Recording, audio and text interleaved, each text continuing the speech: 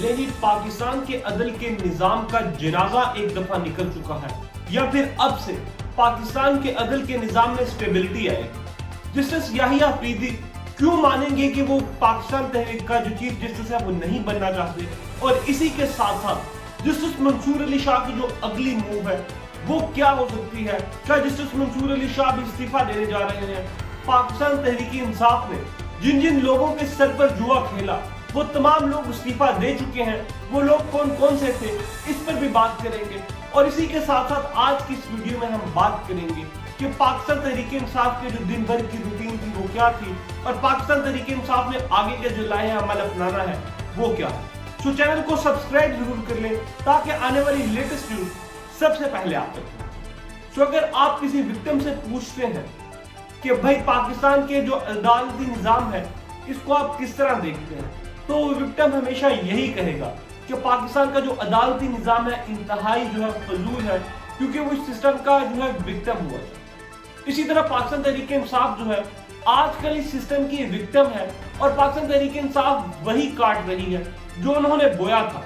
पाकिस्तान तहरीक इंसाफ ने अपने दौर में तमाम जजेस के खिलाफ रेफरेंसेस भी दायर किए, जजेस पर दबाव भी डाला, मीडिया को भी बंद किया, और आज हालात ये आन पहुंचे हैं कि पाकिस्तान तहरीक इंसाफ जो है वो तरलों माफियों के दर पर है, और उनके बानी तक जो है वो भी जेल में मौजूद है। लेकिन पाकिस्तान तहरीक इंसाफ के लोगों की किसी किस्म की कोई सुनवाई नहीं हुई।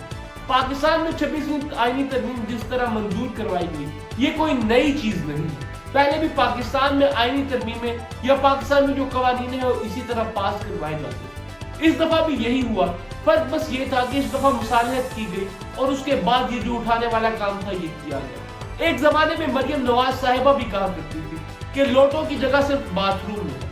अब मुझे समझ नहीं आती जो पाकिस्तान तहरीक इंसाफ के लोटे उनके पास है वो उन्होंने बाथरूम में कैद करके रखे हैं या फिर इबादत किया। जो कल हो रहा था वो भी नहीं ठीक था, जो आज पाकिस्तान में हो रहा है वो भी नहीं ठीक। सो अगर सबसे पहले बात करें तो पाकिस्तान तहरीक इंसाफ ने एक दफा फिर से जो है गद्दार के सर्टिफिकेट बांटना शुरू कर दिए हैं, और जो जो उनके लोग जो है उन्होंने पाकिस्तान मुस्लिम लीग नवाज का साथ दिया उनको गद्दार तक के सर्टिफिकेट बांट दिए। लेकिन अब ये भी नाइंसाफी है कि अगर आप कामयाब पाकिस्तान तहरीक इंसाफ के वोट से हुए हो और जाके वोट आप पाकिस्तान मुस्लिम लीग नवाज को दें। बहरहाल इस तमाम का जो फैसला वो 63A की तशरीह के मौके पर जो था बड़े बेहतरीन तरीके से और बड़ी चालबाजी से जो महकमा ज़राअत वाले हैं बड़े बेहतरीन चालबाज, उन्होंने बड़ी अच्छी चाल खेली है कि सबसे पहले 63A का जो मुकदमा है उसकी तशरीह करवा ली, उसके बाद आए जो अपनी ही तरमीम थी उसमें मजीद तरमीम करने के बाद अब ये जो बेंच बनाने का इख्तियार है ये दोबारा से चीफ जस्टिस को दे दिया गया। चीफ जस्टिस ने दोबारा से बेंच बनाया, अपनी मर्जी के लोगों को बनाया, 63A का फैसला अपनी मर्जी से लिया।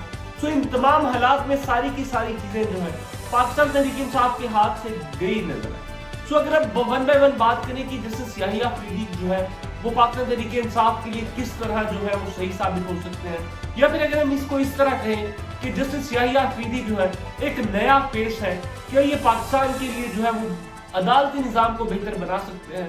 और इसी के साथ साथ हम बात करेंगे कि जस्टिस मुनीब और काजी फाइद ईसा जो मोस्ट सीनियर 2 जजेस थे उनको साइड पर क्यों लगा दिया गया और आखिर वजह क्या बनी।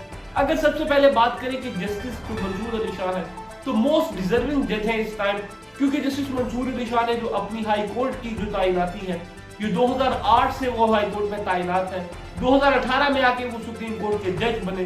2018 में सुप्रीम कोर्ट का जज बनने के बाद उन्होंने दिन रात मेहनत की और अब वो सीनियर मोस्ट जज है, और इस बात का कभी इम्कान था कि जस्टिस मंसूर अली शाह को चीफ जस्टिस बना। लेकिन जस्टिस मंसूर अली शाह की राहें रोकने के लिए मुख्तलिफ किस्म की अमेंडमेंट्स लाई गई। 26वीं तरमीम जो है जिसको जोर लगा के जो है लगाया गया ताकि जस्टिस मंसूर अली शाह जो है किसी तौर भी आने वाले चीफ जस्टिस ना बन सके। तो जस्टिस मंसूर अली शाह को साइड लाइन लगा दिया गया, और पाकिस्तान की तारीख में ऐसा पहली दफा हुआ है कि किसी जस्टिस को आईनी कमेटी जो है उसने किया। सो अगर कहने वाले ये भी कह रहे हैं कि ये पाकिस्तान के आइन की जीत है, ये पाकिस्तान की पार्लियामेंट की जीत। सो अगर आप दोनों वर्जन देखें तो दोनों में काफी तजाद है। पाकिस्तान तहरीक इंसाफ के लोग कह रहे हैं कि आज इंसाफ का कत्ल हो गया और इन्ना लिल्लाहि व इन्ना इलैहि राजिऊन। सो इन तमाम सोचों पे आपकी क्या राय है ये तो आप कमेंट सेक्शन में जरूर बताइएगा। लेकिन अब हम डिस्कस करेंगे कि जस्टिस जो याहिया अफरीदी है, जस्टिस याहिया अफरीदी क्यों इनकार कर देंगे। इसकी सबसे बड़ी सबसे पहली वजह है कि जस्टिस याहिया अफरीदी और जस्टिस मंसूर अली शाह की दोस्ती। जस्टिस मंसूर अली शाह, जस्टिस याहिया अफरीदी दोनों एक ही चैम्बर में थे, दोनों एक ही चैम्बर में इन्होंने अपने जो दोस्ती है वो बड़ी गहरी है, अपने चैम्बर के थ्रू ये आगे बढ़े। दोनों की तैनाती का साल भी जो है ज्यादा दूर नहीं है बल्कि करीब ही है।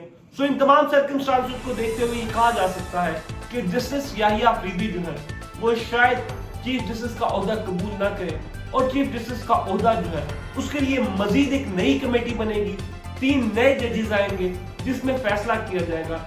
सो अब गेम जस्टिस मंसूर अली शाह के हाथ से निकल चुकी है और शायद अब जस्टिस मंसूर अली शाह किसी पाकिस्तान की जो आईनी जो है चीफ जस्टिस नहीं बन सकेंगे।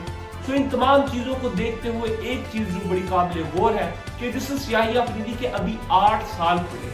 अगर वो 3 साल तक चीफ जस्टिस रहते हैं तो 5 साल पहले उनको रिटायरमेंट पर जाना पड़े। इन तमाम सर्कमस्टांसेस को देखते हुए मेरे ख्याल से जस्टिस याहिया अफरीदी जो है वो इस ओहदे को लेने से इनकार कर देंगे। और जस्टिस याहिया अफरीदी के बारे में अगर बात की जाए तो वो बड़े एक सोफिस्टिकेटेड से आदमी है, उनका हल्का एक बाप बड़ा एक चुनिंदा है, वो कभी किसी कंट्रोवर्सी में नहीं फंसे।